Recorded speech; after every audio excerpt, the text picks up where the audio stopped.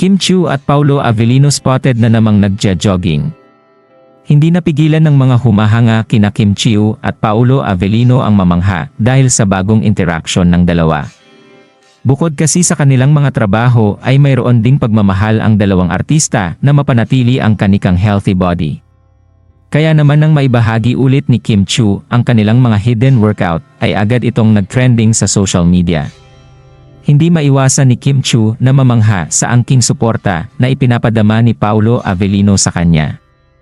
Ayon sa aktres, dahil na rin pareho sila ng gustong gawin ay hindi maiwasan na maging magkasama ang dalawa.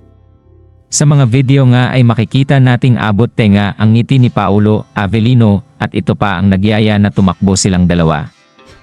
Nagkaroon pa ng kompetisyon sina Kim at Paolo at nagunahan sa pagtakbo.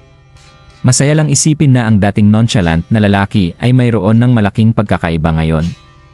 Ayon nga sa kanyang solid fans ay he is in a so much better place right now than before. Kaya naman, kahit anong gawin ni Paolo Avellino at Kim Chiu ay suportado sila ng kanilang pamilya at fans. Sa tuwing nag-exercise ang dalawa ay ramdam ni Kim Chiu ang presensya ni Paolo Avellino. Ito din kasi ang taga-suporta niya kapag medyo hindi niya feel na mag-exercise ng araw na yon.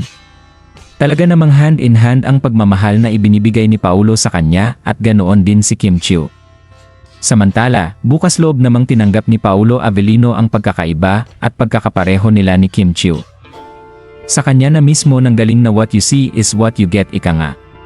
Lahat ng kanilang ipinapakita kahit noon pa ay walang halong kaplastikan dahil nasaksihan din ng madlang people na hindi sila super close noon.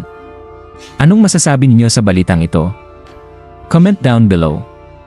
Maraming salamat sa panonood at huwag kalimutang mag-subscribe for more videos.